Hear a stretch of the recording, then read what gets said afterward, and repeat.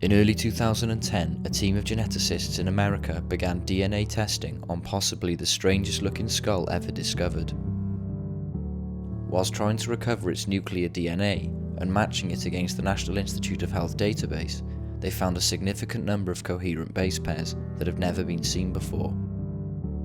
This was an historic moment for science, as it proved beyond all reasonable doubt that part of the skull's DNA is not human. Since that result, the geneticists have predicted that when the final genome recovery is complete, it will provide science with the first record of alien DNA ever discovered. The skull's caretaker is Lloyd Pye. Lloyd, a researcher in aspects of human origins, named it the Starchild. It was found in Mexico in the 1930s, and through carbon dating, we know that the skull is over 900 years old. It has over 24 major physiological differences to that of a human. These are the cuts in the skulls for DNA testing, and you see that the Starchild, when I've been saying it's half as thick, you see very clearly here. In some points it's even less than half, and this is, in the skull. So I mean, there's just no exaggeration there. There's a complete difference in the bone throughout. Uniformly, it's different. This is the biochemistry of a typical human bone. Its calcium and phosphorus levels are high, and its oxygen and carbon levels are low. But with the Starchild, it's quite different.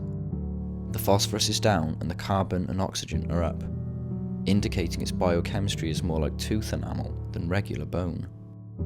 This is a scanning electron microscope view of the bone, and this is the way bone is created. You have the cortical layer here, and in here are the cancellous holes where the bone marrow moves.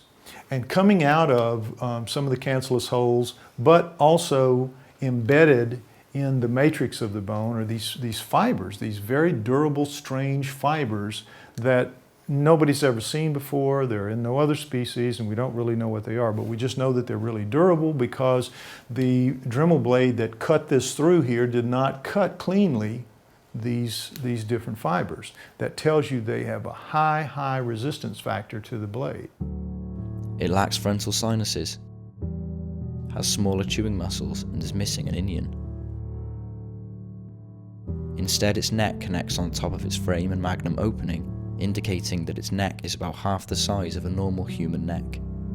And here we see one clearly embedded in the matrix of the bone on the surface. I mean, there's just no doubt about it. And you know what science says about this?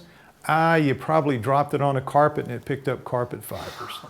Really, that is the answer that I get. It has to be just fibers off a carpet or something. This can't be, it really can't be in the world of mainstream science, but there it is. This is a piece of upper right maxilla that was found with the Starchild. When one of the teeth was extracted, it was found to have very heavy roots, indicating it was an adult when it died. When the maxilla was x-rayed, a staggering 5 more teeth were discovered, waiting to come down. The key is that normal human bone, when you die, there are bacteria in your body that scour and eat every bit of your marrow out, and they leave your bone polished, shining, just like this, just like you see. You could eat out of that just like the bacteria did. It's so clean. There is no marrow left anywhere, and this is the way it is with all animals when they die. With a Starchild, we see a big difference, and we also see a difference in the color too. It's much more milkier than that alabaster look of the human bone because it's got so much more collagen. But you see this red residue here sprinkled everywhere. We don't know what that is. Never seen it before, and it's not in any other species. It's not blood because when blood oxidizes, it's not our blood anyway, or our type blood, because when blood oxidizes, it turns black. So if that was bone marrow, that would be black. So those two things, the fibers and the residue, are just unknown in anything else. And here they sit in the Starchild, both of them, and yet science just says, and this is what they say. This is what you need to understand about science. And all of these physiological differences that I've just pointed out, they mean nothing to mainstream science. They mean nothing. In January of this year, a geneticist contacted me out of the blue, and he said, I think you really might have something. And he said, if you send me a sample, I will take a new technique, a new shotgunning technique, which recovers much smaller pieces than the old primer technique. So he took it. About 6 weeks later, he got back in touch with me and he says, "You're really not going to believe what's happening here. I don't believe it. I've done it enough times now to where I'm convinced that I'm doing it right, and we're getting some very unusual results." Some of it comes out human, sure enough. You see right here, this sequence of 265 base pairs long, 265, no question about it, part of the Starchild is human. Except, next slide, some of the Starchild's DNA comes back with this incredible reading. No significant similarity found. 342 base pairs long. It's a coherent base pair sequence not found in the NIH database. I said, well, what's the answer? And he says, well, it could be, and here's where we go off the deep end. It could be that it's an alien, entirely an alien, born to a human mother. And I said, what? How would that happen? How would you get a pure alien born to a human mother? So he made up a slide for me and sent it to me. And he said, now understand, this is happening today. This is happening today. If a human female has mitochondrial disease, which means that her mitochondria are bad and are going to produce very, very flawed and dead children for the most part.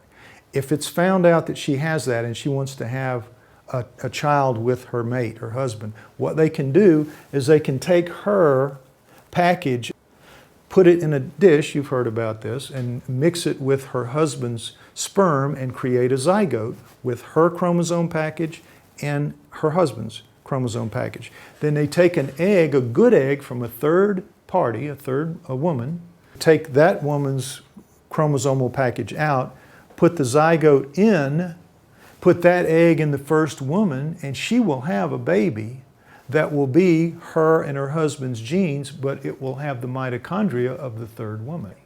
So he said we could have the same thing. You'd have two aliens getting together, making a zygote, and for whatever reason, taking the chromosomal package out of a female egg, putting it in, and then she will bring it to term, and it's a full alien, nothing but alien DNA in it, but it has her mitochondrial, human mitochondrial DNA. Now, why? Why would they do that? We don't have any idea. We know this is a radical thing to say. We know that it's going to be met with a lot of resistance because it's going to prove that we don't just have a hybrid between a human and an alien 900 years ago. We have clear genetic engineering, clear evidence of genetic engineering 900 years ago. It's a much bigger pill for science to swallow, and it's also going to cause a much bigger revolution in thinking among everybody because it's going to be very hard to wrap minds around this. But this is where we are. This is what we think we can do. This is what we know we can do. We're now in the process of trying to get the money to start the process of sequencing the whole genome, because when you sequence the genome, at the end of that period, it's only about 3 to 4 months. From the time you start, 3 to 4 months, you have an answer. And you have a general idea of what that percentage is going to be, whether it's 15%, 20%, whatever. You can do it within, say, 5 points of error, just recovering the whole genome. And then you have the period of 8 to 12 months where they're going to have to fine-tune it and figure out all of the unknown parts. And then they'll be able to say within a margin of error of 1 or 2% what the difference is. And that difference is going to stick because anybody that does it again, that's the beauty of DNA. It's the math of biology. It's repeatable again and again. And this is why we win, because we are producing something they can't argue with. There isn't any of this business about nature can do anything. When it comes to DNA, DNA trumps nature. So whatever the DNA says is whatever is going to have to be accepted. And this is what we think it's going to say.